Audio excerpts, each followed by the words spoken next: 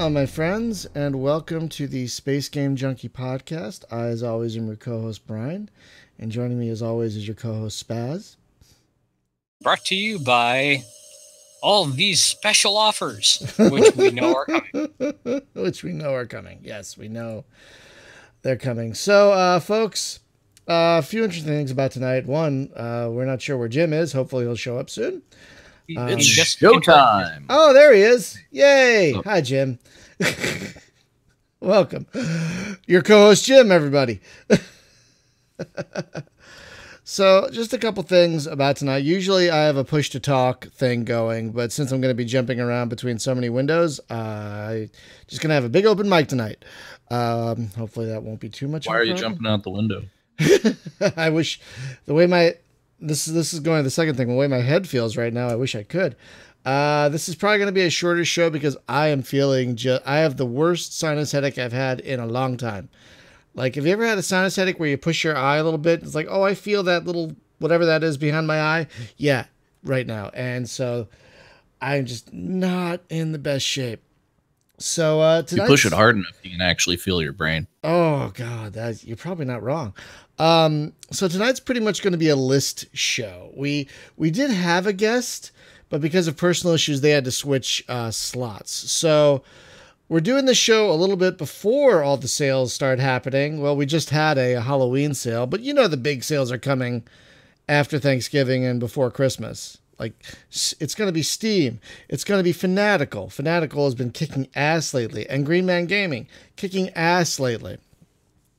So what we've done is we've put together a list of about 50 games, 50 space games.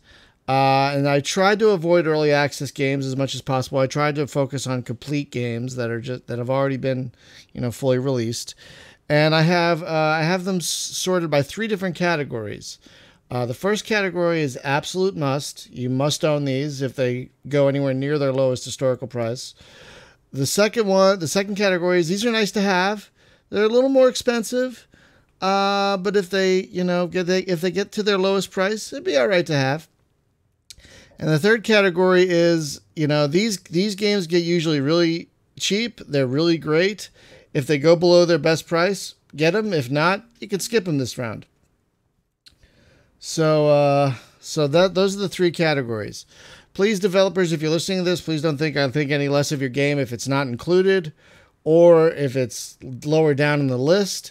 I tried to balance the value of dollar per hour / awesome, So I tried to have a good mix between Yeah, and I don't like Jim Crow over on YouTube. I don't like talking about deals for early access games because the price can be weird for early access. Like, oh, if it gets out of early access, the price goes up, but then you feel like an idiot if you didn't get it. So it's like I wanted to keep early access separate. So if your game is in early access and we didn't talk about it, don't take it personally. Developers, still love you, love your games. We just want to try and focus on games that are finished. For the best deal possible. You know what I mean? So we have about 20 games that are on the absolute must list. And Jim and Spaz, if you want to jump in and add to these lists, feel free. I can just add as we go. People will hear my loud keyboard, but whatever. Let's see. And this is all going to be on the website too, by the way. I'm going to link the name, the lowest historical price, and the is there any deal info page so you can see their lowest price, what stores they're sold on, that sort of thing. That's all going to be, it's all going to be on the website as well once the MP3 of this goes up. So don't worry about writing all this shit down. It'll be on the site. It'll have to be in a nice table, formatted for you all, everything. So the absolute must games start with, of course, Drox Operative. Like, clearly, that has to be on the absolute must. If you don't own Drox Operative by now, what the hell are you doing? Like... What's wrong with you? I wouldn't recommend it for people who absolutely hate ARPGs, but everybody else. Everybody else, you need to own it. Yeah, and that is the lowest price for that game has been $4.99. That is a disgusting value for that amount of gameplay you're going to get. And it's pretty consistently hit that value too. Yeah. Get it with its DLC because that DLC adds a lot to the game. A lot. And the DLC usually goes for about $250 on sale. Yeah. So for $750, you are getting truly one of the best values in gaming, in space, especially space gaming. Like, there are hundreds of hours in Drox Operative that you could lose easily. So it's an amazing value. It's very unique, as Olowo on YouTube said. It's very unique. So very good point. So and these aren't arranged really in any order in their categories. It's just this is what Google Sheets did. So the next game I have on the list is Space Tyrant. If you haven't played Space Tyrant, Tickles over on, I can't see what network you're on, but Tickles, you own Draw. Oh, you're on Twitch. You own it, but you haven't played it. Fix that as soon as possible. Seriously. Oh my gosh. Just dive in. Seriously, the water's great. And there is multiplayer. Yeah. It has multiplayer. If you want to add multiplayer, you just have to do a little bit of work to do it. But once you get it set up, it's great. You got to open a port or two on your router, which is not the most complicated thing to do these days. But once you do, it's full co-op. It's great. And there's no limit to how many players you can have. The limit is only like based on the host machine. So we've played, I think, with 4 or 5 people at once. Yeah. And it was so much fun. Like, and you don't even have to be in the same system. Like, you can just go off and do whatever. You know, you don't even have to stay together. And all those quests, they carry over for everybody. So if one person accepts a quest and they complete it, everybody gets credit for that. Yeah. Yeah. So you can really kick a lot of ass. And it's really great co-op. So the next game that is on the list is Space Tyrant. For the lowest price on that one's been $5.99 which is insane. That is just insane.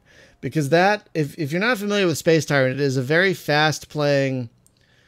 We're having some internet issues. We're dropping some frames. Apologies for that. Space Tyrant is a very fast playing 4X game. It's like it kind of just stills the 4X formula down to basically the essentials. And you could play a full game in a lunch break kind of thing. And you still get everything you need out of a 4X. You get, well, there's really no diplomacy because you're a bad guy, basically. But you get all the research. You get, you know, the exploration is great. You get the conquering. You get the combat. There's just, I mean, there is some diplomacy, I guess, a little bit, but it's the weakest of the X's in the 4X formula for this game. So if that goes down to $5.99, even if it's $6.99, just get that one because that game is amazing, and it deserves to do better. It really does. I don't think it's sold very well because it's kind of a hard game to advertise, but it's definitely worth the price of admission. So the next game on the list is Helium Rain. That just left early access recently, so that's probably not going to have the biggest discount. The lowest historical price is $10.49, so definitely not the cheapest game on our list, but dollars for donuts, it's one of the best. Seriously, that game, you can get several hundred hours of gameplay out of that. Never mind the fact that we actually have a Helium Rain channel on our Discord, so you can directly ask, if you have questions about that, you can get a direct answer. And the developer is very shockingly active for how busy. I think they have their own Discord, and there's only a few of them. And surprisingly, they're still very, very active on ours. Like, even though they're in France, it does not take long to get a response out of them, even if it's like morning for, us over in the US. It's really astounding, actually. So it is impressive. Yeah, they've really won us over with how good a developer house they are. What's that, Dymos Games? Yeah, like their early access period was just one of the best we've ever seen. So that is definitely one to look out for. The next game on the list, if you haven't played it yet, it's also one of the more expensive ones on this part of the list, is Star Traders Frontiers. The lowest price that's gone for is $11.24. But that's another game where you can potentially get dozens, if not hundreds, of hours out of. And those guys are machines. The Treese brothers, they are adding stuff to their game on a consistent and constant basis. Like those guys just they just added more exploration mechanics. They just added more spying mechanics. They have a whole roadmap of stuff they continually want to add. They just got a new like dev machine, which will apparently let them add, like, it's their first dev machine in years apparently, and like they say it'll let them add even more to the game. So there's a lot coming for that game. They update their games for years. Like years and years and years. Like games that were released 5, 6, 7 years ago are still getting occasional patches from these guys. So that game also do wonder if they'll ever sleep because are they androids? Are they datas? Like what is happening? So we're not sure how they do that. Maybe they sleep in shifts because they're brothers. I don't know. Maybe they work in shifts. But that is definitely one to own if it gets low enough. And again, these are absolute musts. So even if they're like $1 below their lowest historical price and you don't own it, it's still, or $2 or whatever. Even if it's on sale, you'll get so much time out of it. Yeah. You're just going to get so much time out of every one of these games. It's just get it anyway. Exactly. Support them. They deserve it. Exactly. So the next game on our list, we just had these guys on the podcast recently. It has only been on sale once. It's called Adios Amigos. And the cheapest it's gone for is $9.99, which is, I think, half off. And that game is seriously wonderful. Like, it's a amazing procedural space exploration with the most accessible orbital mechanics you will see in just about any game. No combat. The only thing that will basically many ways to die. many ways to die. You'll more often be killed by an accident than anything killing you. Like there are some things that will kill you, like spikes or bad guys. But more often than not, it'll be something like you happen to connect your ship up to a space station in orbit, and you accidentally fall off because you ran out of jet fuel while jumping. Yeah, that can happen. Or you jumped into. I've done cool stuff like you push a button in the space station, wondering what it does, and it kicks the thrust on, and then the space station like spins around, and basically it's like a blender and kills you with all the garbage that's bouncing around inside. Yeah. That way. Yeah, it'll happen. I flung a space station into the sun once, accidentally doing that very thing. The game is sort of a comedy generator. It really is funny. especially I can imagine with like 4 players in there. Oh man. Because it would probably get to be like Magicka, where it's like, oh, I was trying to help and I killed everybody. So we got to try that thing that lets you, I forget what it's called, but that thing Parsec that lets you play local multiplayer games online. Because apparently that one's a blast. What? Jim Crow, can we get a shout out for a non-Steam game called Star Sector? Well, no, because one, it's early access, which you said we're not talking about. And 2, that game doesn't really go on sale. Like, it's just at one price all the time, pretty much. So, like, I've never seen that game go, like, have a sale. It's an amazing game, but it's not done yet. So that doesn't really apply to what we're talking about tonight. But it does remind me. I need to look and see if he's updated. I've been waiting like a year. He has not updated in a while, like in several months. He doesn't. He updates once or twice a year. Yeah, maybe. It's like he updates it when he's actually got something to drop in there. It's not like the constant trickle. Not like those Trace brothers that update every damn day. No, his updates are very substantial. Very, very substantial. They're huge. Like, if you want to see what he's doing, follow him on Twitter. He updates that just about every day with what's going on. And yeah, it looks like the next update for that game, Star Sector, is going to be massive based on what I've seen on Twitter. But I don't think it's updated in a while. I could be wrong, but I don't think that one's updated in a while. So now there are a lot of games on this list. They're a little older, but if you don't own them, you need to. Like the next game on our list, Free Space 2, which why don't you own that? it's still the best space combat game ever made, and you need to own it. Why don't you own it? I think it's on sale on GOG right now. I think. But it's gone down to $2.49. That's the cheapest it's been. If you can get it on GOG, that's the better copy to get. It works better with the Free Space Open project than the Steam version does. But, I mean, even owning it on Steam, you could still get it to run with the Free Space Open project. And then you're going to be just mired not only in one of the best space game campaigns ever made, but like all the mods for that game alone are hundreds. Yeah, for the price of that game, you actually get about 10 games. Yeah, it's not just a game; it's a platform. Yeah. Well, there's like the 3 blue planets. Then there's Diaspora, which there desperately needs to be about 3 times more of. It's only 6 missions, but it's the best 6 missions. Yeah, like all that stuff. There's the Babylon 5 mod that's pretty good and stuff. Yeah, there are so many mods for that game, and so many of them are complete and finished, and just some of them continue the free space story or take place in that universe. A lot of them don't. A lot of them are their own thing, and so you don't need to like finish Free Space 1 or 2 to play a lot to really appreciate a lot of these mods. But there's just so much gaming there; it is disgusting. So that's definitely one worth getting on sale. The next one on the list has gone down to $8. It's Off-World Trading Company. That game is probably one of the few RTS games that has no combat. It is purely economic based. And that makes it even more devious, really, because you're moving and shaking and making deals to try and undermine.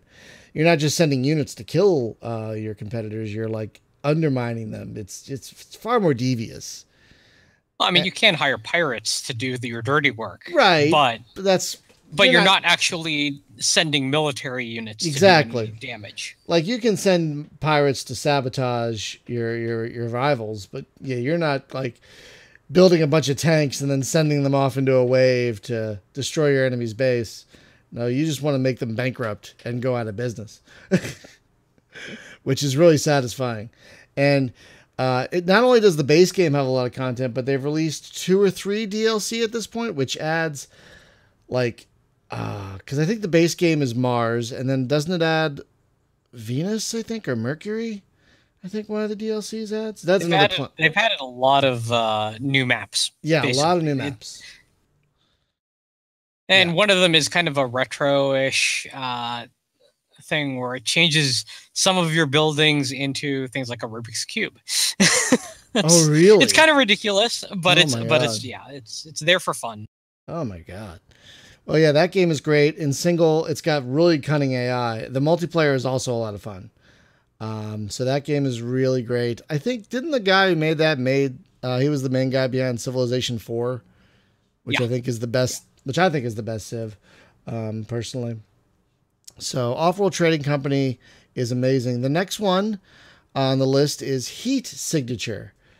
That's gone down to $8.99. That's been the cheapest price for that one. That one is, how would you describe that one? That one's like a, well, for Spaz, it was like crack for about 2 months. It's very true. It's kind of absolutely. Would you call it like an assassin simulator? What would you call that one? I would say think of Hotline Miami. Okay. But you're taking on randomized ships with different goals depending on whether it has to be an assassination mission or a rescue mission or a retrieval of an object. Right. And then on top of that, you have these stations to conquer, basically. Now, you're not actually taking over the station themselves, but you're taking control away from the group that owns it. Oh, yeah, right. And you could hijack the ships and bring them back and keep them or sell them. I mean, you don't get to keep them yourself. Oh, you don't? Do sell the stuff that's on them. No, you sell the stuff that's on them so any of the loot that's left behind gets sold as you turn it in, as you bring the ship in.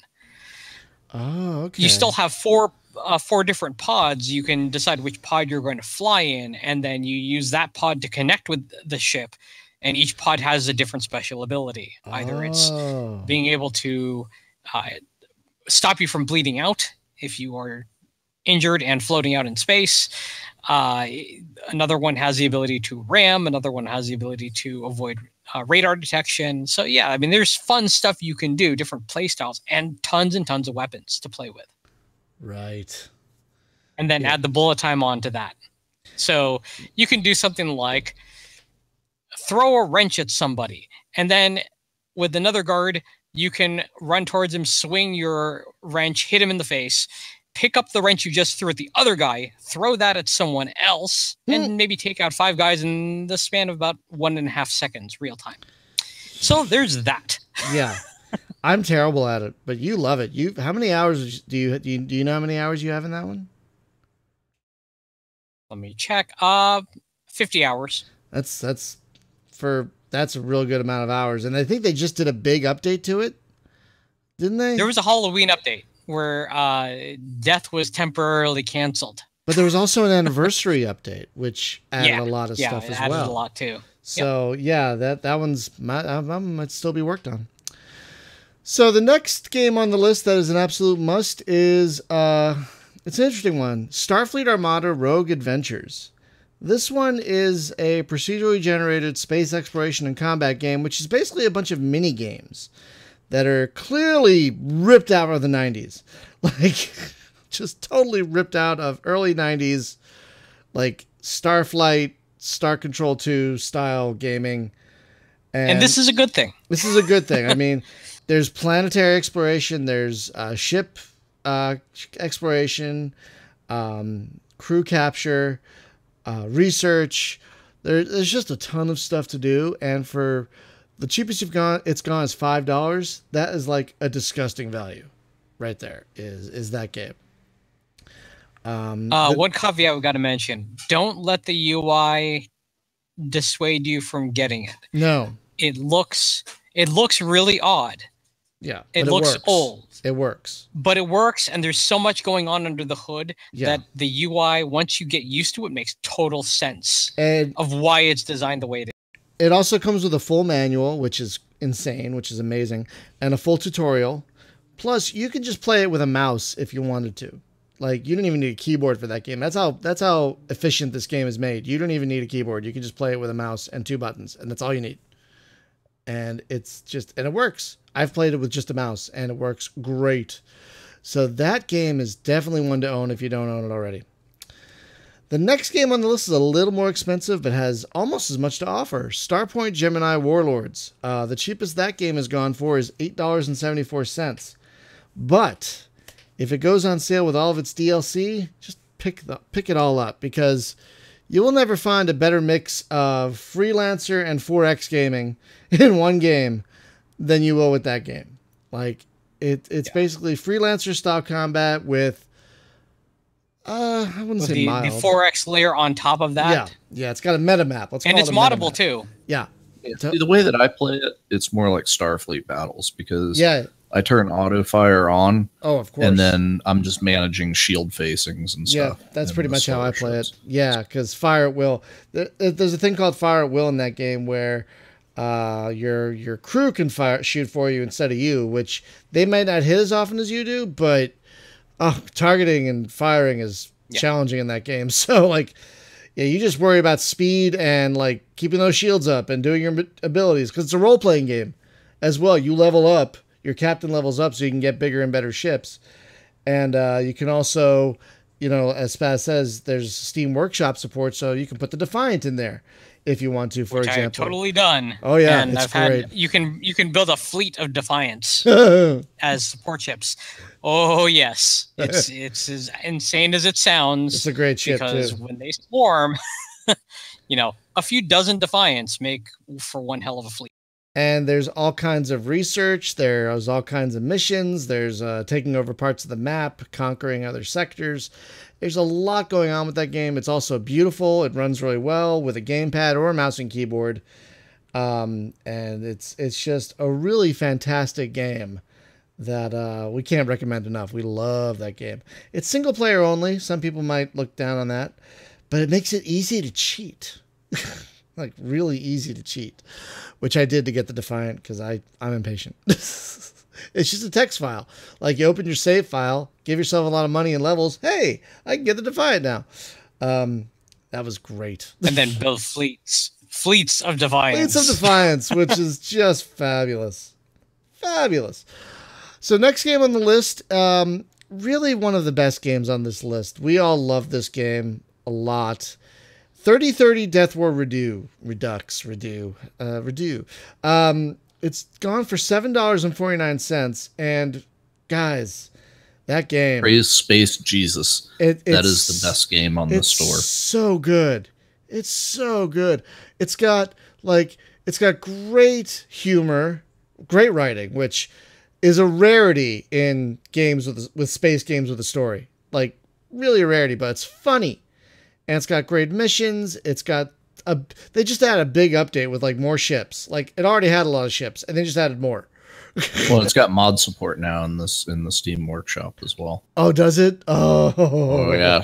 Yeah. Maybe there'll be a Defiant in that. Could be. So let me explain it real easy, right? Go for it.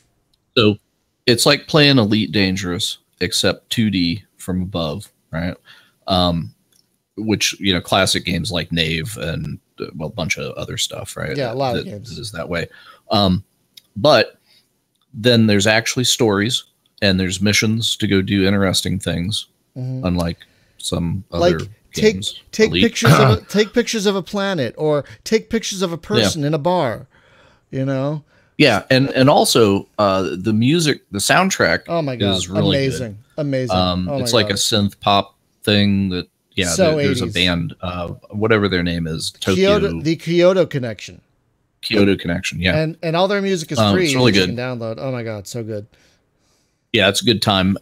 Then whenever you land on a space station, then it turns into a side-scrolling, like LucasArts, Indiana Jones, and the Fate of Atlantis kind of game, right?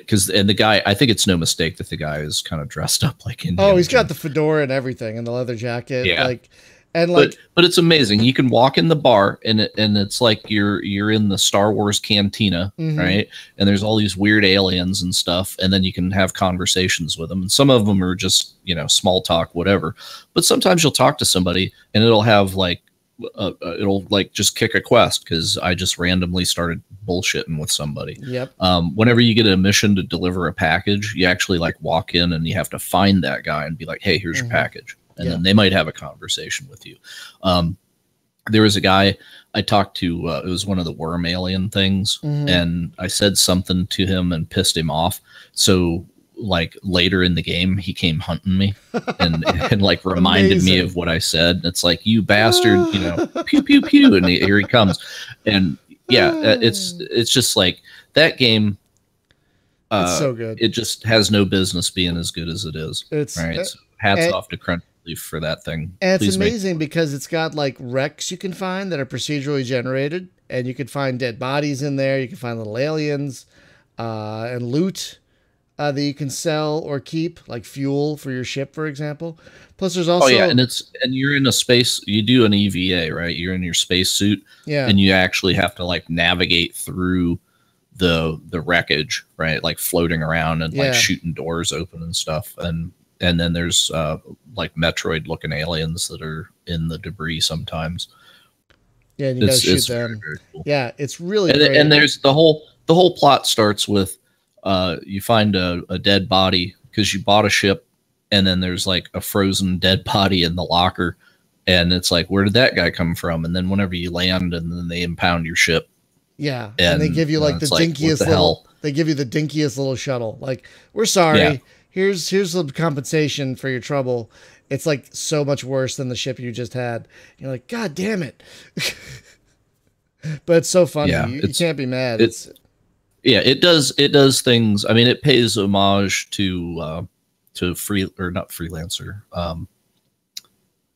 Privateer very heavily. Yeah. The mission terminals are straight out of Privateer.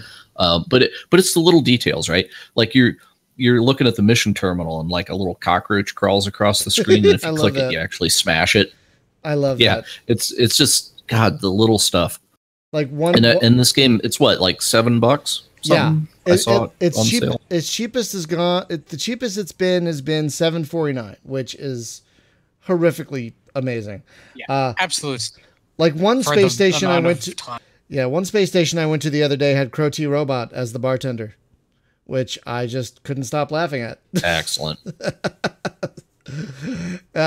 So there's a lot of science fiction homages in there as well, but there's also a ton to do.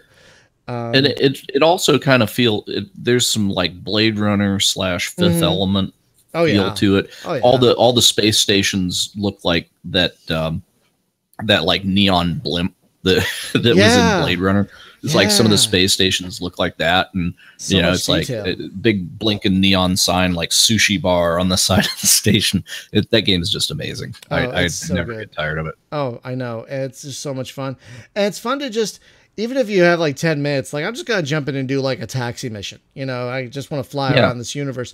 And the interesting thing is, go ahead. It's freaking huge too. Have you looked at the size of the map? So many systems. And the thing is, a lot of times you can't fly in a straight line from one system to the other because there's a nebula in the universe. And if you fly through that, it'll start damaging your ship. It'll start to slow you down. So you got to like fly around it, so there's navigational challenges. Like you might warp to one spot and then stop and then change course to get around this nebula and then start warping again because you can't turn very fast while you're warping, So it's I really like how their hyperspace navigation stuff works in there too. Yeah. Because like when you're in a system, you can do short warps, and then once you break the edge of the system, then it like goes into overdrive kind of like thing. A time dilation. And you got to worry. Yeah. And you gotta worry about your fuel and stuff, and there's just a whole bunch of stuff going on in that so game. Good, it's a collection of good decisions. And there's lots of toys. Like some ships have turrets, but you can also buy mining things and missiles, and it's just anything you'd want out of an open space game. They pretty much have, and it's gonna be fun and easy to play. Yeah, we can't. That's one game we can't just. We just gush and gush and gush and gush over. We love that game. Yeah. And if you want to play it multiplayer, I'm going to maybe jump ahead on the list. I'm sure this is on your list, but Void Expanse. Yeah, it's on there. Multiplayer yeah, thing. It's a little down the list, but yeah. Yeah, it's not as good, but it's still very good. It's good. And, that's we actually have a server up right now. Oh, really? Dan and I put one up. Yep. Oh, okay. We went back to playing it. Okay, put that somewhere on in the chat. Put that somewhere. Yeah, you start the game and go in there, and it's like, Alien Pickle server. It's right okay. There. That's cool. Yeah, I didn't know you could set up. I forgot you could set up specific servers for that one. So finishing up the list are some older games, but they're fairly cheap, and if you don't own them, it's ridiculous. Sword of the Stars 1 Complete has been as cheap as $1.49. And my God, people, if you can get it for anywhere near that, just frickin' do it, because it's still one of the best, I guess 3X, because there's really no diplomacy, space grand strategy games out there. Like, it's over a decade old, and yet there really isn't anything else like it. Even its own sequel, it doesn't compare to this game. And you can get, there's just so much content in that game, and all the races are different. Like, they even have different faster than light travel methods, which no other game has really done well. And Stellaris tried it, and then they gave up on it. Which is, I kind of find that sad and hilarious. So if you can get Sword of the Stars Complete for around $1.49, yeah, do that. The next game has also been the same price. It's very old. It's Star Wars TIE Fighter. It's also been in bundles. That one's been in a few bundles, but that one's been as cheap as $1.49. And whether you can get it on GOG or Steam, that has one of the best campaigns in any space game. It's also hard as fuck because it has that 90s difficulty, so it can be hard as balls, but it's just short of Free Space 2 in not only its dogfighting, but its story. So you really can't go wrong with that one. It still holds up today. The GOG version especially is the one to get, because you can get the 1995 CD enhanced version, which has the amazing contextual music, and really great polygonal cell shaded graphics. Not cell shaded. Garage shaded. Wasn't that a thing back then? Yeah, garage shaded. I forget how you say it. I prefer the Windows 95 collector edition because it's got textures instead. Yeah, but the music and the flight model from X-Wing versus TIE Fighter just kind of blows it for me. Yeah, true. But speaking of X-Wing versus TIE Fighter, that's the next game on the list. Okay. Yeah, so that it works. You can actually play multiplayer. Yeah, it works great either through Game Ranger or whatever Evolve's next thing is going to be, or Hamachi. You just need some kind of virtual LAN. And that game has a lot of content. Like, it's got single missions. It's got, like, arena combat. It's got, like, game modes, like... it's got like kind of mini campaigns. There are like a few missions strung together, you know, and then it's got a full blown Imperial and Rebel campaign. They're like, what, 10 or 12 missions each that are balls hard. Like, I'm still trying to get Dave Westman to come on a stream with us like one Saturday morning so he can take us, because he's like in Norway or whatever. I was going to say that. Like there's like 20 missions in the Imperial campaign, and only 8 that we know of in the Rebel, because we can't get past this one mission where you have to defend some asteroid base or something. Which it's easy to do in single player, but when you got 4 people in there, it just ramps it up. Oh my god! It just oh my god! But it's still an amazing game. It looks really good for as old as it is. And it's just, even in single player, it's great. Like, you might not think it's good in single player because they originally sold it as a multiplayer game, but then they added single player campaigns that are, if not as good as TIE Fighter or X-Wing, even a little better in some ways. Whenever it was just an arena, it wasn't all that great. It wasn't all that great. Really, we've played it in arena mode, right? And it's just kind of like whoever squeezes the trigger first. Yeah, that's fun. Especially if you're going to tie. It definitely has more variety than Alliance in its multiplayer. Yes, that is true. I did not like Alliance a bit, but it's like you can set up. Well, that's the thing. In Alliance, it's just an arena thing, but in XVT, you can make it like an attack and defend, right? Like one side is defending a Star Destroyer, the other side's trying to blow it up. You have a lot more control. So it's better. You have a lot more control, and you also have like a persistent character, so you can like rank up and stuff, which is pretty cool. So yeah, X-Wing versus TIE Fighter has been $4, but again, those games have been bundled a bunch, so maybe keep an eye out for that. The next game has also been bundled a bunch, Space Rangers HD, which might be one of the best dollar-to-hour deals you can get, if you can get it cheap enough, because that game, holy crap, that game. I mean, that game, you could get lost for days in that game, just doing missions, and it's not just like flying around missions. That game has like text-based missions, like it's a text adventure, and it's got like a very kind of bare bones but functional real-time strategy game in there. And it's got a good soundtrack, and you could be a pirate in this version if you want to be. But so there's so much going on. There are like governments working with and against each other, and they'll hire you to sabotage each other. And there's this ongoing like dominator threat that's taking over the universe that you can fight against. There's just a disgusting amount of things going on in that game. And you make your own way through the universe. Yeah. Yeah, there's no. The universe is going to go on without you if you don't keep up with things. But you do make your own way through the universe, and you make your playthrough what it is. Like one day, if you want to play as a ranger and you want to go after the dominators and play the good guy, take out all the pirates, save all the merchants you can can totally do that. Or you can be the pirate that just feeds off of all of them. That's equally viable. And the wackiest stuff can happen in that game. Like one time I was playing, and it's kind of turn-based in that every turn is a day. And sometimes you're like chasing a guy, and he lands on the same planet you want to land on. So you land, and you'll fast forward a day, he's still there. You fast forward a day, he's still there. So you wait a few days, and then he leaves. Okay? And then you leave, and you find out, oh, the system's been taken over by dominators, and there's 1 billion ships in orbit, and you're dead. Whoops. I need to start a new game now. That kind of stuff could happen. It's crazy. So that game is definitely worth the cost of admission.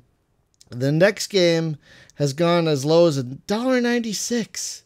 Nexus the Jupiter Incident, you guys, which is still one of the finest real-time tactical starship games you can get.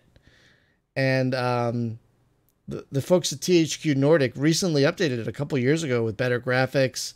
The internet gameplay works just via Steam now. And it's very mod friendly. So that game is, it's challenging. It's like, it's got a great interface for what it does. Like, it's full 3D space tactical capital ship combat. And yet it's got a very accessible interface, but it's still challenging as fuck. But it's great. It's beautiful. Even, it's like, what, 14 years old? And it's still one of the prettiest games.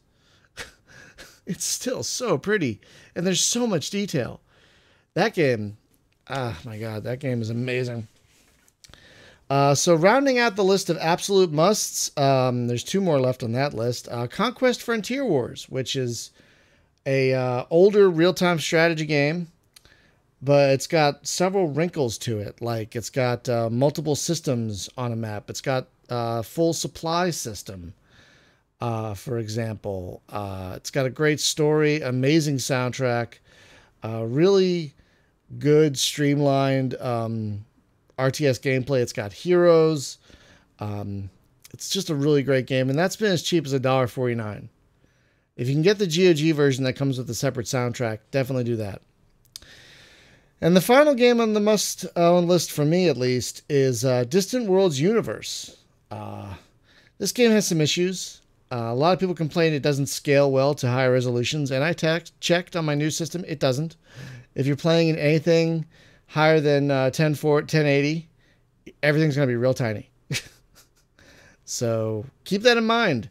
But for the amount of gameplay in there, it's disgustingly huge. There's so many ways you can play that game. It's fully moddable. So there are Star Trek universe mods. There are Star Wars universe mods for that game. And so $14.99, that game is an astounding value if you like grand strategy games. And you could automate everything except one ship and just fly that ship around like it's a spaceship game if you want to. And you can play, or you can try to micromanage everything, which is damn near impossible, but hey, you could try. Yeah, who did that? Was that Scott Manley who did that? Is that how he plays, I think? Where nothing is automated, you know? And yeah, I don't know. Pure insanity. I would never do that. I would never do that. Like, I only automate, I only like put a few things on suggest and everything else on automate. But like colonization, yeah, exploration, you do that. I'm just going to deal with shipbuilding and combat. You do the rest. And the AI actually is very serviceable. So the next category is I like to call this nice to have. Like, if these games get to their lowest historical price or close to it, they'd be good to have. They're a little more expensive. So if they don't get as cheap as we talk about here, you can wait. But if they do get as cheap, I got one addition, if that's okay. Go for what? The absolute must? For the absolute must. Sure. And only absolute must if you love roguelikes. Mm-hmm. Because the cheapest it's ever been has been 59 cents. Whoa. And it is Sword of the Stars, The Pit, the Osmium edition, which is the complete edition of this particular game. Now, this is a roguelike set in the Sword of the Stars universe, and each of the characters, especially if you have the Osmium edition, you have each character to choose from, and each of them has their own reason for being there. Their own backstory for being there, what their goals are. Right. And the game is hard. It is very hard. Oh, it's so hard. But it is great. It's so hard. But that it is great. 86 hours for me in the time I've had it. And it came out, as we recorded this, 5 years. It came out in November of 2013. What's the version that you were talking about? The Osmium edition. GOG has had it at 59 cents as the cheapest price for it. The regular price being $9.99. Steam has also had it for as cheap as $129. I'm trying to find that on. Is there any? Oh, there it is. Yeah, I see it now.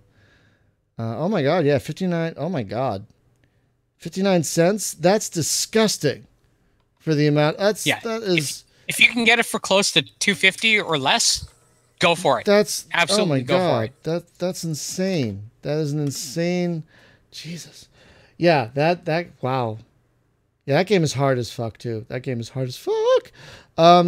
So now we're gonna move on to the games that, you know, like we said, be nice to have if they get cheap enough.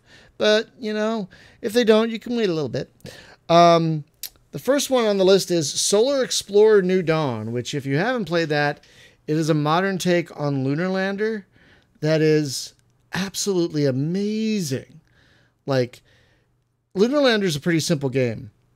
This game added multiple layers to it. Like, there are multiple stages to the landing. There's like 2 entry phases and then the landing phase. And like, if you don't do the entry phase right, you'll be really off the mark for the landing phase. You also have, you can also customize your ship, you know, to have different thrust and whatnot. There's fuel to worry about. And when you're trying to land, there are asteroids and other hazards. So it's got a full campaign. Like, you're landing, first you're like trying to colonize the moon, and then you're trying to colonize Mars, like, because Earth is failing. So you're trying to colonize the rest of the solar system. And you have to get these supplies to these colonies and whatnot. So it's a great game because if you fail, you don't really lose anything. You just try again. And failing is often hilarious. So that game has been as low as $11.04. That one's easy to recommend. The next game on the list, I will never play again, but you might like it. It's called Scavenger SV4. And it is... it is a horror roguelike. How did that game scare you, though? Because it's like... Okay, let me explain. It's like a fuzzy picture thing, and I didn't get any kind of jump scare crap or whatever. It's just like alien artifacts you're picking. So you're picking up... You're on this ship, and the game changes the reason you're there every time. It also changes the layout of the ship a little bit. So every time you go to a planet, there's a different reason you're there. And usually it's to find artifacts or something.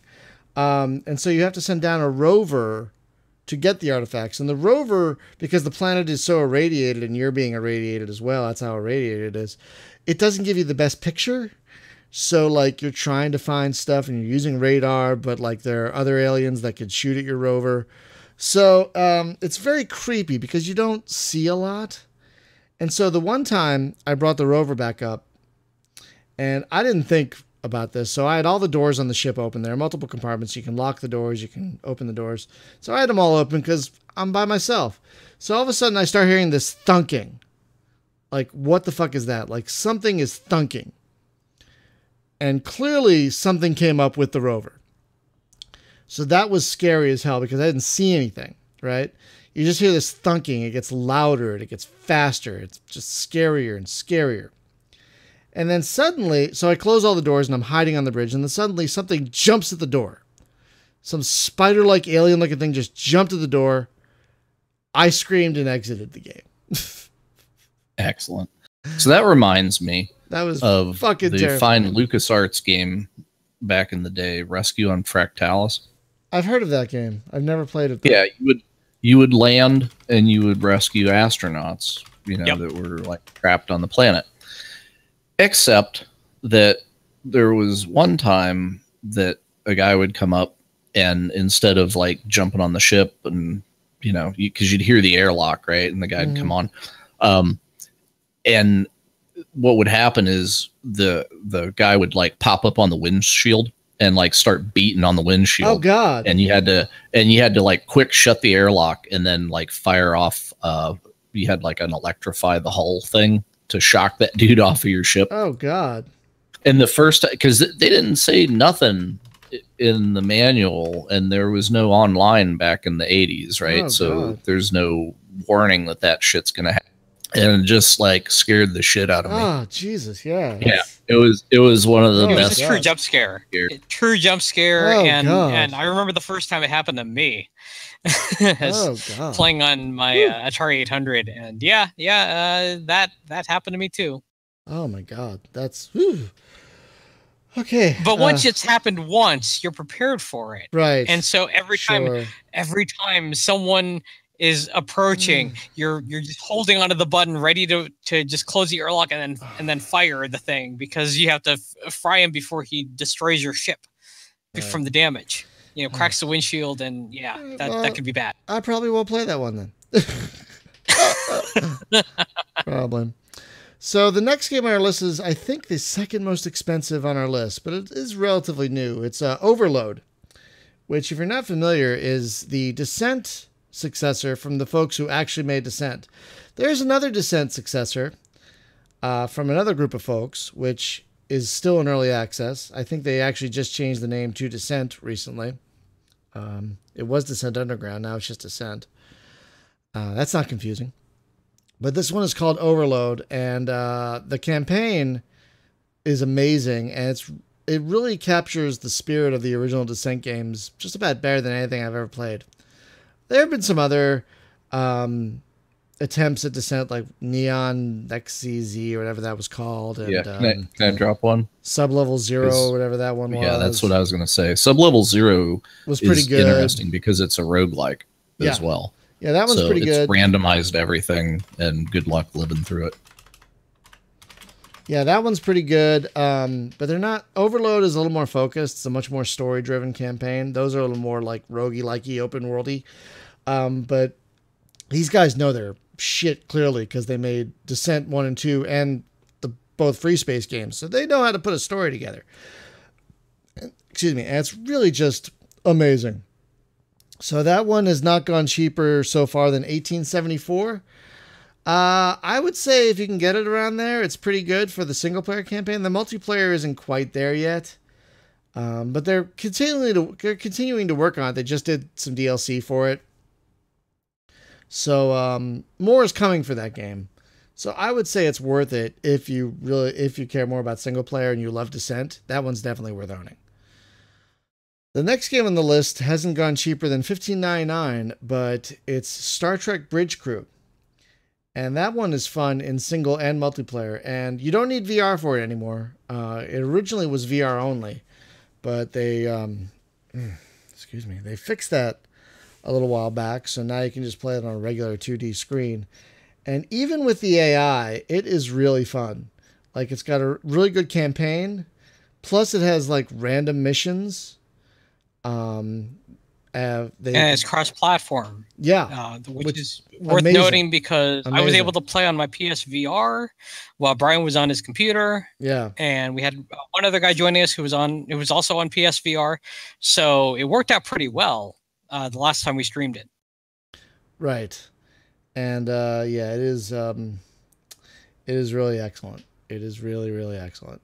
So, and they just added a next generation DLC, so you can fly the Enterprise D, and that adds even more. That adds some more. That also lets you fight the Romulans. Yeah, and the Borg. And the Borg, of course. And the Borgs. So that one's a lot of fun. So yeah, that one's definitely worth $15.99 if you can get it at that cheap. It's a lot of fun, and yeah, the multiplayer is also quite a bit of fun. It's a little weird because you have to use you can't like use something like Discord or TeamSpeak. You have to use their voice stuff. It's a little strange, but once you get it set up, you actually can use Discord for it. Yeah, all you have to do is just turn off the in-game voice, and then you just have to have Discord set up that way. You know, using your usual push to talk or whatever for that. Yeah, I didn't know that. Because when it's transitioning, you lose voice to everybody else. Oh God, I know, it's so freaking annoying. It is so freaking annoying. But other than that, really a lot of fun. We streamed it a little while ago. We played for a couple hours and we had a great time. Just a great time. It's also very funny. The next game on the list is kind of a space game, but it's also kind of a racing game. It's called Lightfield Hyper Edition. And it is a parkour racing game where you don't just have like a straight track to get through the level. You actually have to move around walls and jump over things. It's insane, but it's amazing. And it is so fun. And it's beautiful and it runs great. And there's a lot to do in it. And I think it has multiplayer. I've played like an hour or so of it, and it is a blast. The controls are actually not that complicated, but it involves a lot of skill and timing. And once you like make the right jump, or once you make the right move from one wall to another, it's so satisfying. So that game has gone as cheap as $10.04. Totally worth it. The next game on the nice to have list is the most expensive on the list, but because they've added so much recently, it's worth it. No Man's Sky.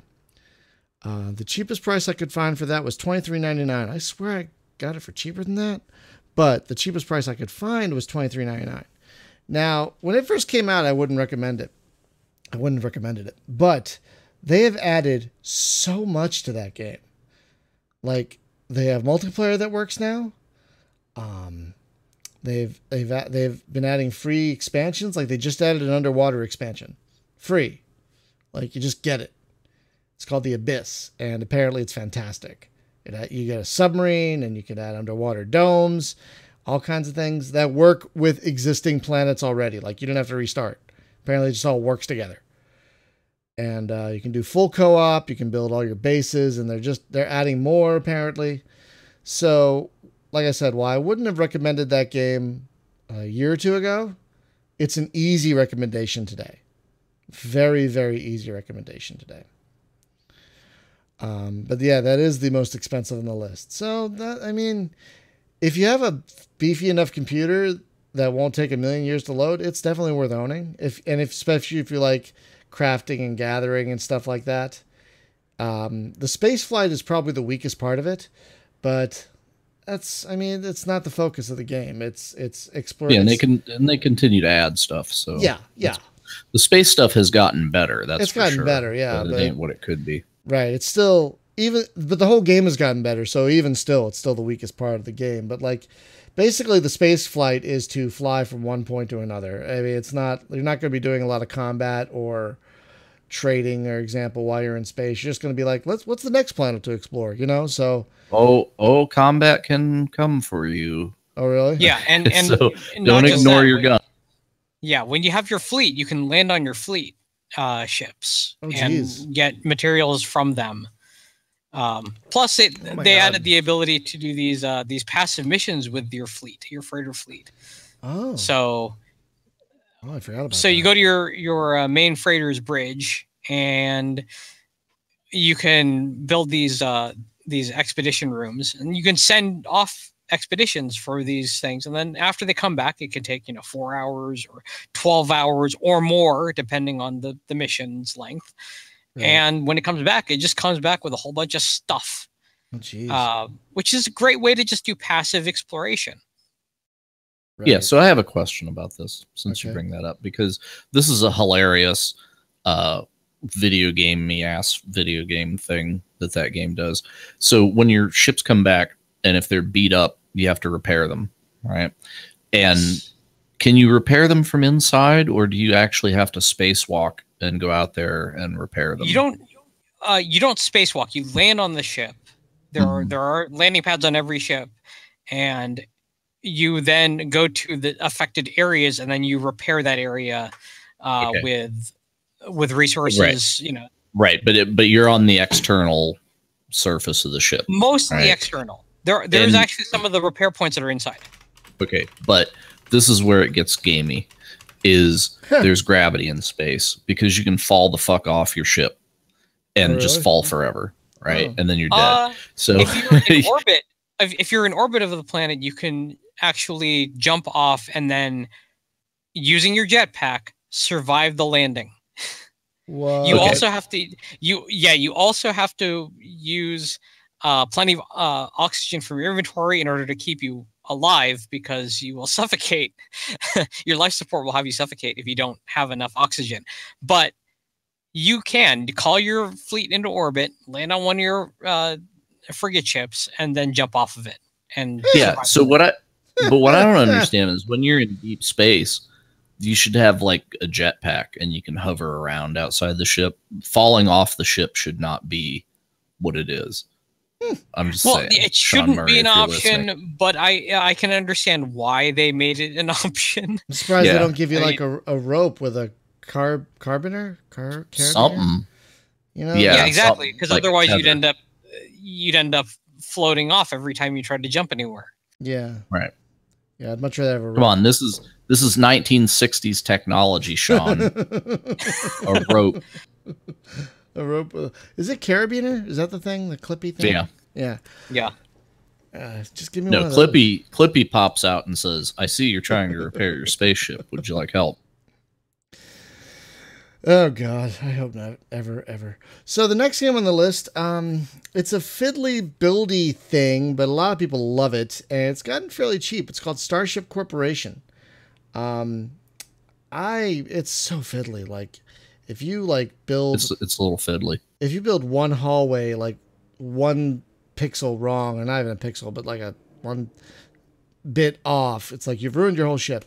It's a fiddly game, but a lot of people love it. Like is he done with it, or no? He just released a cruise ships DLC, which adds tour. Okay, but it went 1.0, but it's still kind of not done.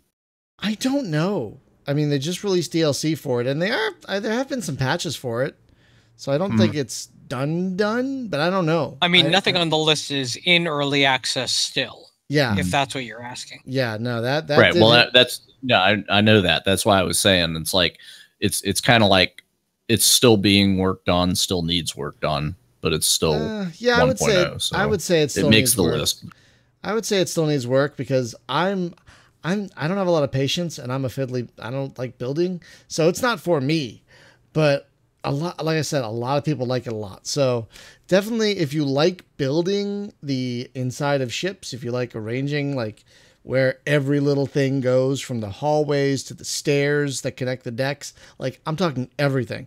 You will probably love this game. Love it, because you get missions to design ships that do specific things, and you have to build these ships with a certain budget. So it's very challenging. Very challenging. But if you like that sort of thing, you will probably love it. The next game on the list was... It's a very polarizing game. Space Pirates and Zombies 2 has been as cheap as $8. I know people who love it. I know people who hate it. I think it's a great game. It's got a lot to offer, but I know people who were maybe expecting the first game, which is a total top-down affair, and were really disappointed. It's a very different game. I like the map game that's going on in it. The map game it's got great. One of the coolest maps. Oh, the map game is great because you're a captain of a fleet, but there are other captains of other fleets doing the same thing you're doing, trying to get materials, trying to build their fleet, trying to get conquer territory, that sort of thing. And then zombies happen. So, and then zombies. But the map mode is great. The combat is challenging. I wasn't good at it, but I enjoyed it. But there's a lot of game there, and if you like it, you'll really like it. It's definitely worth $8. The next game on the list is, I think, our third most expensive. Battlestar Galactica Deadlock is a turn-based starship tactical game that is a prequel to the 2004 Battlestar Galactica series. Spoiler, turns out you're a Cylon.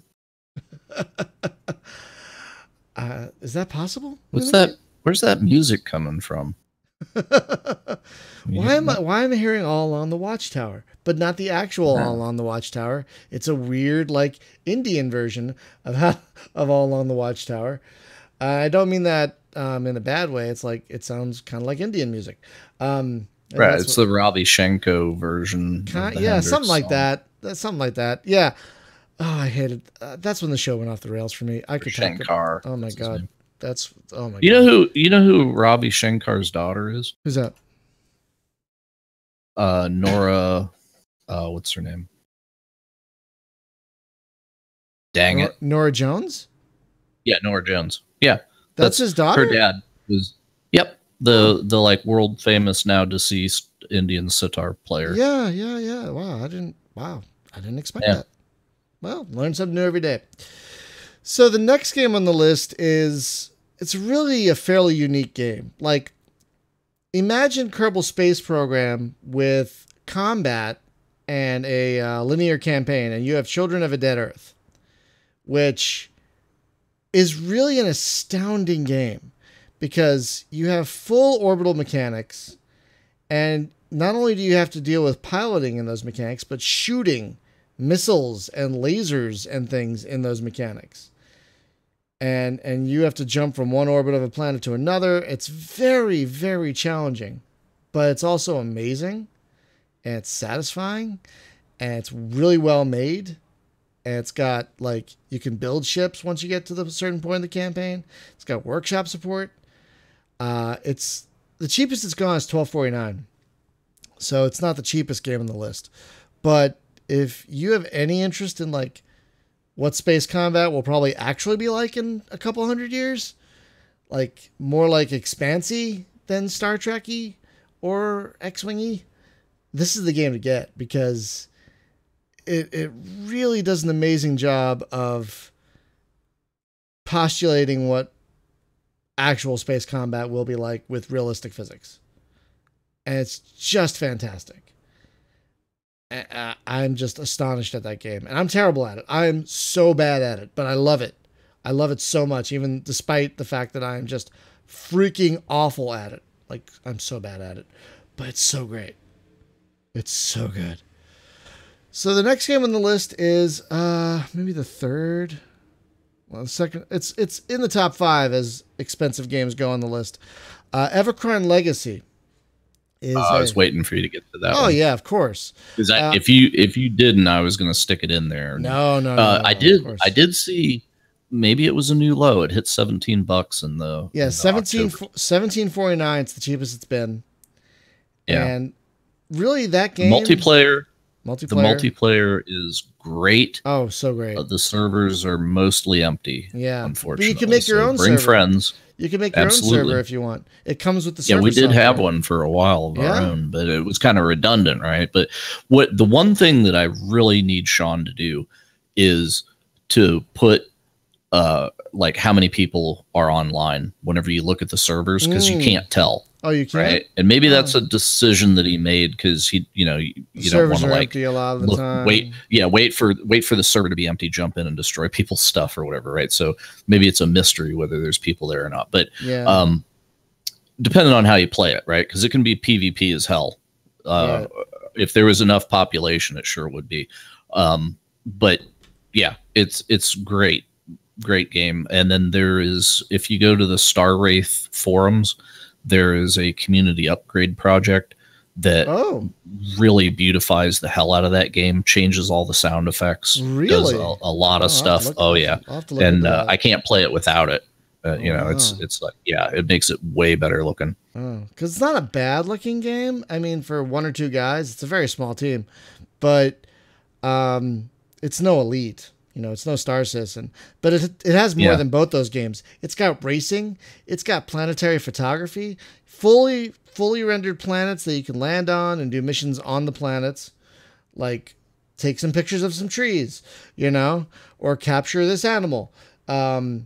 Basically does everything Elite does, except without a billion stars. Yeah, because it's a lot more. It's a sizable galaxy though that's going on. And there's a war going on. Yeah, and there's stuff that's off the map. I've watched YouTube videos. Like, if you have any interest in this game, or if you like Elite, but you just wish Elite had something that Elite ain't got, watch some videos of Evercron Legacy. Yeah. Because especially the exploration videos where people go out and find stuff. Yeah, there are whole solar systems out there that aren't on the map. It's just stuff that ain't on the map. And that, like, there was one video I watched where he got a patrol mission and he went out and saw like a ship off in the distance and then like jumped over there, and there's like a whole derelict ship like in a planetary ring just kind of drifting, and they were checking that thing out. And all kinds of crap just hidden in that game. And because Evercron Mercenary was the one before that, and Legacy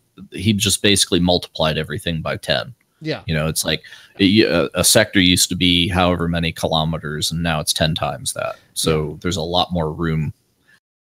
Yeah. I finally mastered the skill because that's one of the things that the mod does is it changes the compass tape at the top to actually show what heading when you're pointed in a certain direction. And if you put your waypoint perfectly on the starbase, when you jump, you'll actually jump into the hangar. You'll be like right in the landing chute, but it's hard to do without the tape thing. I think you have to be 180 degrees to do that. I don't remember. Well, there's 5 different headings now because there's 5 doors. Oh crap. And so so it's like 5 different ways you could do it. You can pick any one of the 5, you know, and if you screw it up, then you splat like a bug on the side of the station, which is unfortunate. But they also fixed, because it used to be you had to hold like Alt and then left click or right click or something on the thing. It was some weird combo of stuff, and then you would flip the map, you know, like from vertical to horizontal, so you could make sure that you were actually X and Y coordinates right on it to do. And they just made that easier. You just right click on it now, and it snaps that's to. good. And so really a lot of quality of life things happened in that. If you could post a link to that somewhere, that'd be great. I'd like to look into that. Sure will.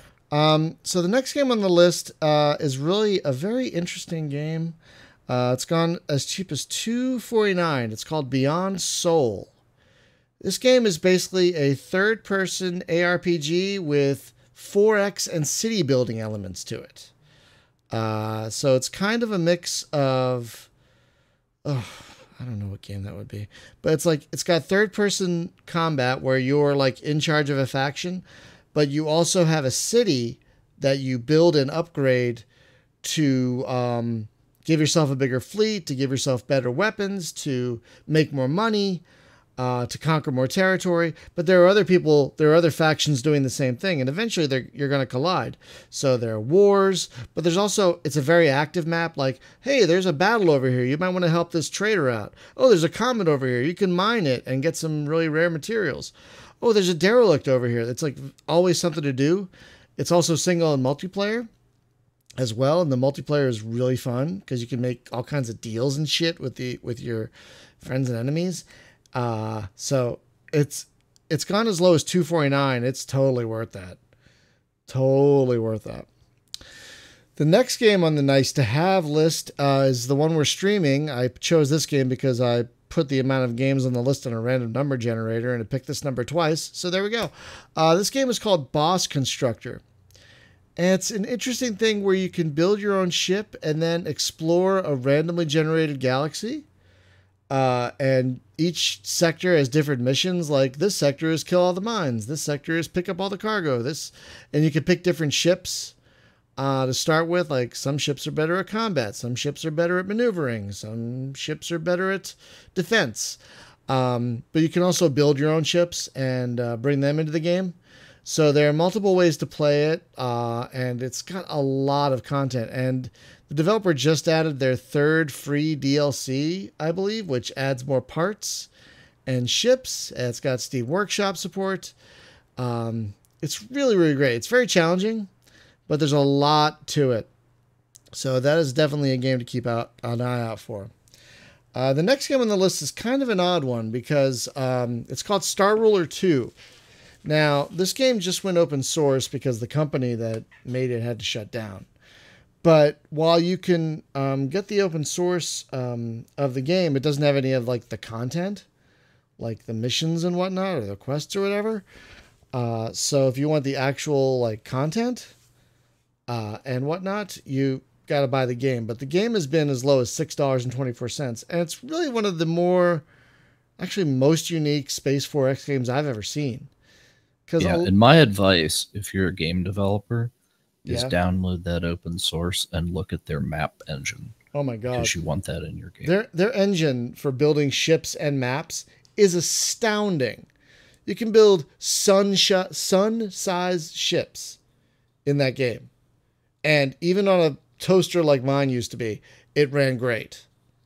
Like 1080p. It ran great. And the map thing just blew my mind, though. It was just like so many games that we've played, and it's like, oh, if they had that map, so much better. Yeah, the maps are amazing. It's playing the game is challenging because it doesn't do the usual, like, you don't send out ships to colonize. You make economic links between planets, between supply and demand. And that's how you not only colonize planets, but upgrade them as well. You're like building supply chains. It's really kind of fascinating, but also like not really easy to grok at first. And the diplomacy could be its own little mini game because it's like a card-based mini game. And so you have to have enough influence to get these certain cards to use, like in certain, like the Galactic Council wants to annex this planet. Do you vote against or for it? You know, and you can play certain, cards at certain times, but you can only get those cards with enough influence. So you got to get planets that generate influence. So it's a ton of moving parts, but once you start getting it, it's really unique. And once you start getting it, it's like, wow, this is amazing. But it's a real shame that a lot of people didn't get it. And so the company folded. It's just really sad. So I recommend that based on just the gameplay alone, because buying it's not really going to get the developer much of anything anymore because they don't really exist. But it's definitely worth owning if you like 4X games. There's also some DLC for it that's gotten as cheap as a few bucks, which I forget what that adds. But if you can get that, that's a good one. The final game on the nice to have list is a bit weird. It's a bundle. It's the X Super Box. It basically includes every X game up to the X3 series. It doesn't include Rebirth, which is probably for the best. You can get a bundle of that. Yeah, now Rebirth has gotten better. Patches it's gotten a lot on it better. Is better. But Rebirth is like a cautionary thing because got to mention, like, we're 2 weeks out from X4. Yeah, right? That's true. That's true. And I'm gonna take one for the team. I'm buying it on day one. Oh, geez. But I go in with expectations, knowing that it's probably going to be a busted hunk of garbage for 6 months. But that's okay. That's how Egosoft do. That's how they roll. Yeah. That's how they roll. But that thing has gotten as cheap as $7.50 for like 8 games. Really? And the X3 games are still being modded, and a lot of people still play those. Because a lot of people consider them the best in the series. So if you can get that super box for that $7.50, that is an amazing value. That is an amazing value. So the last category on our list is, I'm calling this, get it if it beats the lowest price. Otherwise, you can skip it. Like, these are really great games, but if they're not their lowest price or lower, don't worry about it. The first one we talked about, I think, on recently. It's called Ethereum. It's kind of an anime Wing Commander clone with not only a story, but procedural missions as well. And it's actually got really great space combat. And it's been as low as $1.24, which is just crazy cheap, you know? Yeah, it's really good, too. Really because, good. like, it's when you first play it, well, like, first off, make sure you have a joystick when you go to play that game. Yeah, you can play it without. Because you don't want to try to play it with the mouse. You can play it without, but you really need a joystick. I mean, it's meant for that. You know, it's just it's meant for a joystick. But if you want to play some Wing Commander and you want to spend $0, then what's the free space mod for Wing Commander? Wing Commander Saga. Yeah.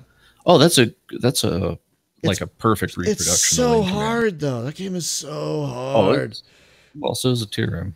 Yeah. So, yeah. Ethereum has a little bit more variety because of its random missions, though. It's got a little bit more variety. Plus, why do we not have Homeworld on this list? I don't know. All right, it's on the list. Homeworld. Where would you which category would you put it under? I would. Are you talking about the collection? Tough call. Yeah, the Homeworld HD thing. I'd put it in number 3. Oh, sorry. Yeah. And then also, we have not mentioned Sins of a Solar Empire Super Turbo Deluxe Edition or whatever the hell they call it, which gets cheap. And oh god, the mods for that game. I don't like the base game, but the mods. The mods. I would put that in number 2. Nice to have. Yeah. Fair. Unless you have friends that you can play it with, and then it's essential. Right. Because that's one of the few really great multiplayer RTS. I would agree with that. So the next, like, do you like Star Trek? Do you like Star Wars? Do you like? It's all there. It's Babylon all there. 5. Do you want some Robotech mod? You could like seriously. There's a Robotech mod. There's the Stargate. There's a Stargate mod that's still coming along. There's one for Halo. Oh, jeez. You know, it's like if it had spaceships in it, there's a version of Sins of a Solar Empire that's got it. But the Star Trek one is the best, man, because that's Star Trek Armada Starfleet 3. Academy or Armada, 3. Yeah, it's really fucking good. Homeworld also has a lot of mods for it. The Homeworld collection also has quite a few mods on it. But most of the same types of mods too, and some of them actually there's Homeworld mods that are actually using assets that were originally made for Sins of a Solar Empire mods. So they've kind of loaned things over. The next game on the list is probably our cheapest, and yet $1 per hour. If you can get it at 50 cents, it'll keep you going for ages. It's called Ring Runner: Flight of the Sages. This game has just a butt ton of content. It's got a lengthy single player campaign, multiple multiplayer modes, including a full-blown MOBA in there. And it's $1 per hour. It runs rings around the competition. Oh, it's true though. But it's also got it's also got really great writing. Like, its campaign is funny. Like, this is as good as my dad joke. Yeah, it's as good as that. Okay. That has gotten as cheap as 50 cents, 49 cents. And it's also been in bundles. So if you can get that one for 49 cents, oh, dude, just do it. Seriously, just fucking do it. It's so good. It's so good. The next game on the list is one of the more expensive games. You could skip it if it doesn't go lower than this. It's called Last Encounter. It's a top-down, twin-stick, procedurally generated roguelike that is just fast and fun and has a lot of variety and a ton of weapons and lots of ships and great map design. It is really a lot of fun. The only downside is it hasn't been cheaper than about $10. If you can get it for cheaper than $10, it's worth it. But if it doesn't go cheaper, you can skip it, I think. The next game on the list, there might be some contention with this one. Everspace. This has gone as cheap as $6.89. And I think it's this low on the list for me because it's pissed me off so much because it's so hard. Even on easy, it's hard. Spaz. Yeah. It's meant to be. It is absolutely meant to be punishing. It's a game about dying. Yeah. And dying. And it gets frustrating. Get a little further every time. Yeah, it gets frustrating. It really does. So well, but then again, it is a roguelike. Right. So I know. If you go into that knowing it's a roguelike, knowing you're going to die a lot, knowing that you might make a little bit of progress or a lot of progress depending on how well you do. Yeah. For that run. Yeah. And sometimes you'll get a really good run and you'll actually like make a giant leap of progress, and then that takes you into the new stuff. So, yeah, and there's DLC for it as well, right? Yeah, which has another ship. What does the DLC actually add to it? It adds another ship and NPCs and more stuff to find. There's like a whole lot more story. More weapons, and then each of the NPCs that you can encounter along your runs have a side story that you can follow along with, a side campaign. Yeah. And some of them intersect a little bit. But one of the other fun things is that you get research you can do. You turn in this stuff to one of the NPCs, and you can unlock new weapons. And there are some fun new weapons that are in that set. Okay. Do you have to grind materials and then take it to an engineer and then play a random number slot machine? It's not like Elite. It's not like Elite. Thank God. Dig. No, it's just collect over multiple runs, turn them in, and then yeah. No, that's cool. We should mention their previous game too, which is Galaxy on Fire 2, which is on PC. Well, they worked on Galaxy on Fire 1 and 2, right. and then but their one's company not on went under. PC though. Correct. Yeah, but unfortunately, Manticore is not them. Right. Galaxy on Fire 3 is not the same team that made Galaxy on Fire 1 and 2. Yeah. But the other thing about the PC version of Galaxy on Fire 2 is it does not include the DLC that's in the mobile version. Which is infuriating. It's so infuriating. Yeah, and we know why. I mean, we know why that happened. It's just so infuriating. But it's so frustrating. So what was it that happened there? They they had already shut down, and then the new team made the DLC, or what happened? No. The way that it worked was, as I recall, the deal with their publisher basically was that they weren't going to recoup money by putting the DLC on PC.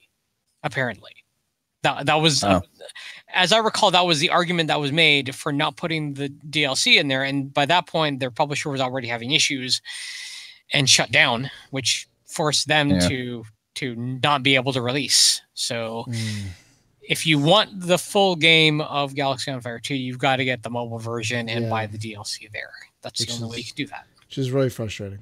Really frustrating.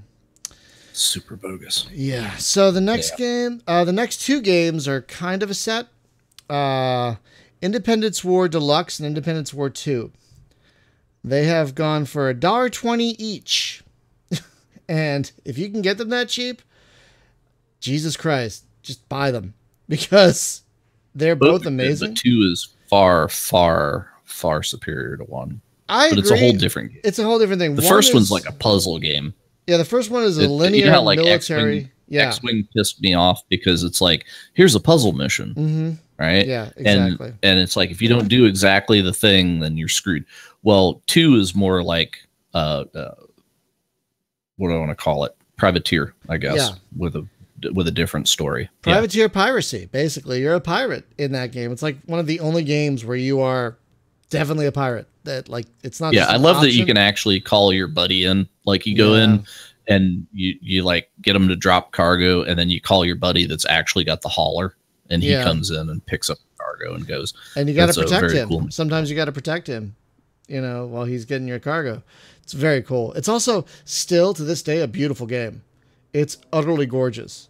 Just get some mods for it. Like, if you get Independence War 2, get there are still mods you can get for it, and one of them makes the star map like 1,000,000 times easier, because you just pick shit from a list instead of like left hat, right hat, up hat, down hat. It's like, ugh. God, I hated that.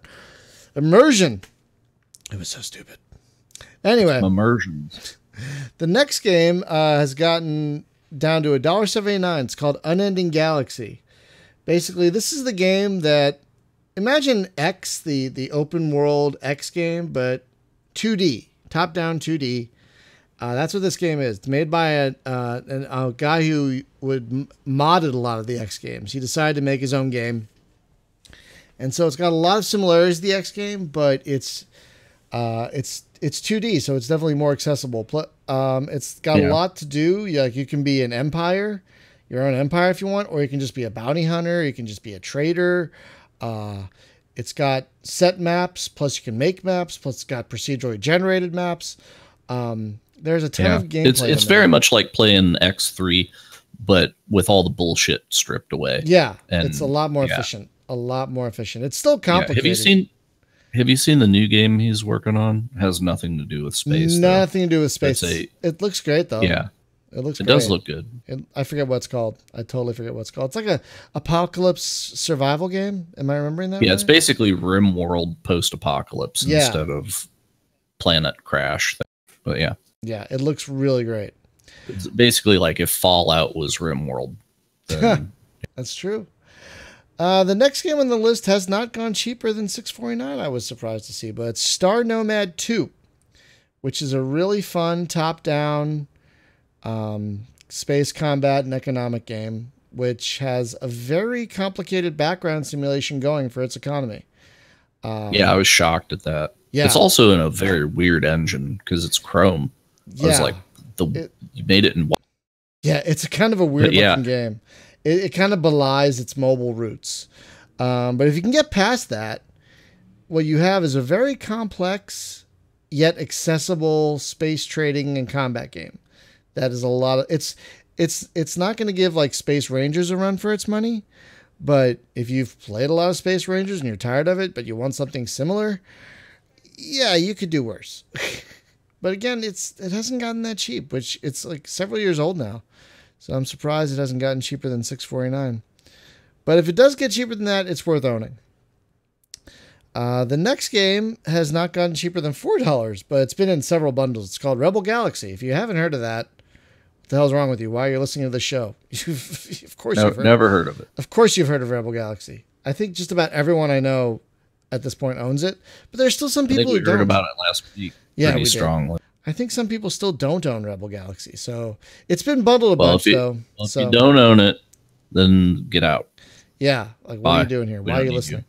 But its cheapest regular price is $3.99. But again, it's been in at least one bundle where it's been like $1. So keep an eye out for that. The next game, I was surprised at how cheap this has gotten. Galactic Civilizations 3, which is there have been a lot of 4X games coming out in the last few years, and this is truly one of the better ones. It's gotten as cheap as $3.80.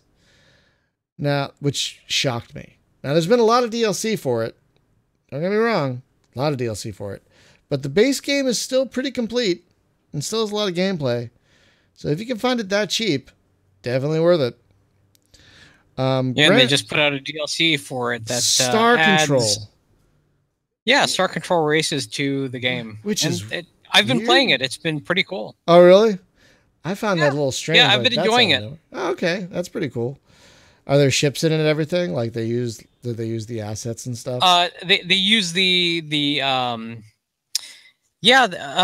uses the ships and it uses the alien race models. So they show up there. Okay. And with some variations for like the unique people you get, unique personalities you get, you can assign them to spies or workers, cool. That sort of thing. It uses variations on those in order to build them out. Right. That's pretty cool. The next game on the list hasn't gotten cheaper than $3, but it is really one of the best twin stick shooters you can get. That's a space game. It's called Grand Vitreous. And that game has a full-blown procedurally generated campaign, multiple weapons, all different kinds of weapons, lots of different game modes. It's still probably that and the one I mentioned earlier, Last Encounter, are probably my two favorite top-down space shooters, like period. And that one's gotten as cheap as $3, Grand Vitreous. So that, if you like twin-stick shooters, that one is definitely worth looking out for.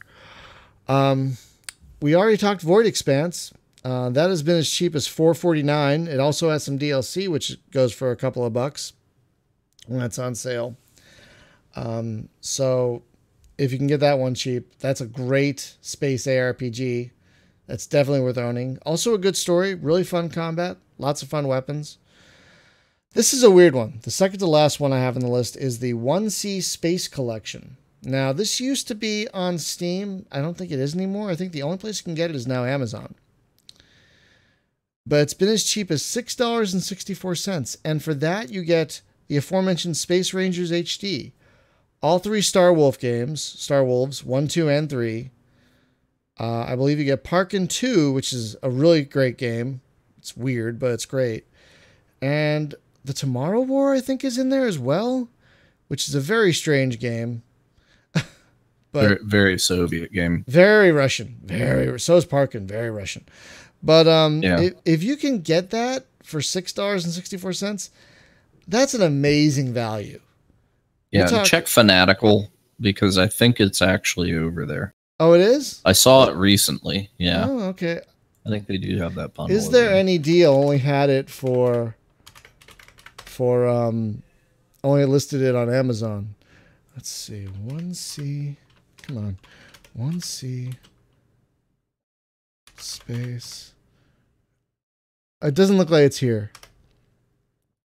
They have Space Rangers Quest, which is that weird text adventure-y thing. It's just that's just the adventure mode distilled down the text adventure mode. Which is, I'm not sure how I feel about that one. It's not bad. I mean, if you've already played them, you don't really get anything new out of it. Yeah. But it's not a bad thing if you want to play it on your phone. That's fair. You're on that's what I have it for. Oh, really? Oh, okay. Yeah. The last game on the list has gone as cheap as $2. Infinite Space 3: Sea of Stars. If you want to play something like Starflight, but don't want to actually play Starflight, and you only have a half an hour, this is the game to get. It's basically a space exploration adventure game like Starflight or Star Control 2, distilled down to the basics. You still get all the exploration, all the encounters, the new toys, you still get a lot of what made those games great, but in a much quicker time frame, and it's got a lot of great randomization. It's got tactical combat in there if you want. Lots of weapons, lots of toys to play with, like cloaking devices and that sort of thing. And that's been as cheap as $2. That game is great. So again, that's about 50. That's about 50 games. This will all be on the website. So as the deals roll in over the next several weeks between New Year's and Christmas, keep an eye out for these games, because these are dollars per hour, some of the best you can get. And if you can get them on a deal, you're just adding some great gameplay to your library. So we're going to wrap it up here. Go ahead. By the way, Fanatical has all those games. They're just not in the bundle anymore. Oh, yeah. I figured they had all the games you can get separately, but if you can get them in that bundle, that's like the best way to do it. Well, it looks like they tore down a lot of their bundles in the last, probably like right before the Steam sale or something. Yeah, like the 1C Space Collection. Of bundles. And yeah, the 1C all kind of broke down now. Yeah, this bundle was on Steam for years, this 1C Space Collection, and then it just disappeared a little while back. I'm not even sure why, which is a shame because it's really great, but it's still on Amazon. I'm not sure if they're separate downloads or if you get Steam keys, but regardless, worth having. So we're going to wrap it up because I have a horrible headache and I need to just stare at a dark ceiling for a while. So just a couple of quick programming notes. We were going to play Executive Assault this Thursday, but then Tom Clancy's Ghost Recon's Wildlands was on sale. And I finally bought it because I have a PC now that can run it. As did I. Caught the bug. And it's so fun. Spaz and I played, about 2+ hours the other day? Yeah, just yesterday. It was only, it was just yesterday. It was only... How cheap did it get down to? I got it for about $17 for just the base not game. Bad. Yeah, for just the base game. But then I ended up buying the Ghost DLC for the full price because it has that crossbow that looks so fun. So I bought that. Spaz, you got the Ultimate Edition. I did. Yeah, so the Fallen Ghosts DLC that's the one is like a separate campaign though, because it doesn't actually add to the main campaign. Right, but you still get the toys, so right? It's like a separate animal. Well, that's true. Yeah. But dude, have you done the Predator mission yet? No. It's in the southeast corner of the map. I'm still on the first and second area. Yeah, I'm still early days. I'm only level 22 at this point, despite having just bought it last week. Yeah, so it's a really. I will catch up. Yeah, it's so fun. I probably won't. It's really fun. It's beautiful. And after we had so much fun with it yesterday, the only reason we stopped playing it because I was getting delirious from hunger, so I needed to stop.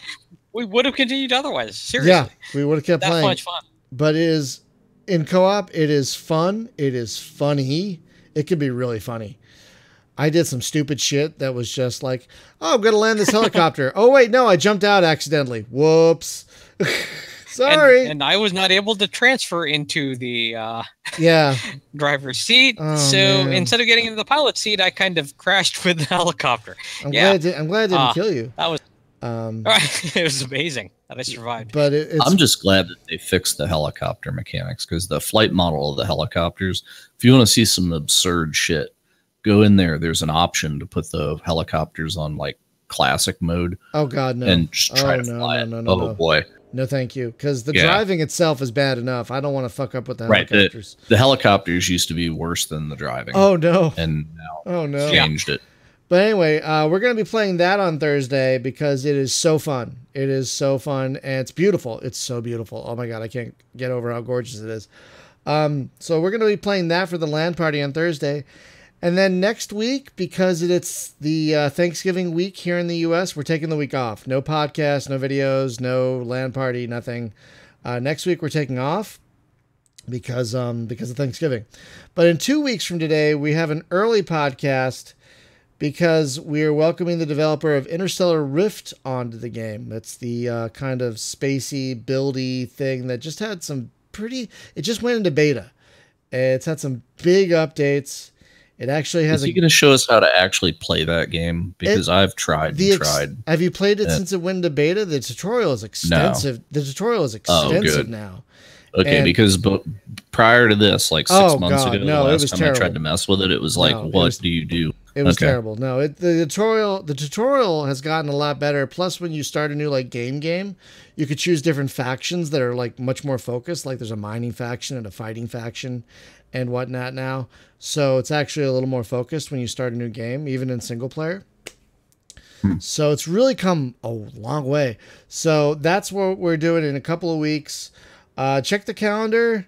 We actually have some great podcasts coming up. We've got the folks behind X4, which we were just talking about earlier. They're coming on in December.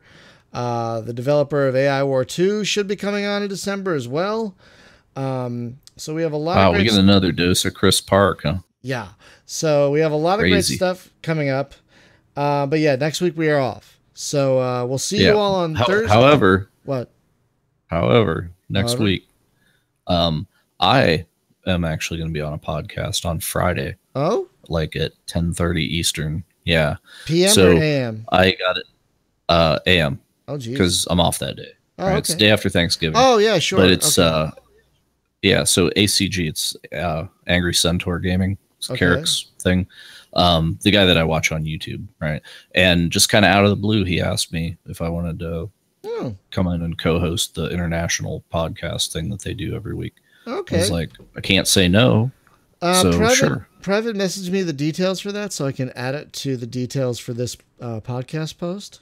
So I can add it to the notes. And it's a webcam thing, right? Oh no. So anything could happen. Oh God. I'm sorry. Oh, yeah. God. Hey, so interesting thing. Remember how we screwed around with trying to use Google Hangouts? And that didn't really work out. But then he's got this thing going, and they have like 5 webcams on a thing, and it's crystal clear. And it's like, how the hell are you doing that? And he said, it's actually Discord. They open up a video call, and you can have that many people in a video call, which I had no idea. I thought it was just a 1-to-1 thing. But so that's how they lay it out. And it's like, neat. So I'm interested to see how they do that. Well, once you try it, let us know and see how it works out. I'm not really keen on using a camera, but hey, if it helps us, why not? I don't know. Maybe it'll be better. So yeah, we got stuff coming up, folks. But yeah, next week we're mostly off, except for Jim's podcast on Friday. So we'll see you on Thursday night for some hilarious, hopefully, Ghost Recon Wildlands. And then we'll hopefully wish you a happy Thanksgiving. Thanks for watching and listening, everyone. And again, all these deals will be on the website. So if you missed any, don't worry. They'll all be listed out for you. So keep an eye out for these deals. And thank you for listening, everyone. Oh, God, my head. And we'll see you next time. Bye-bye, everyone.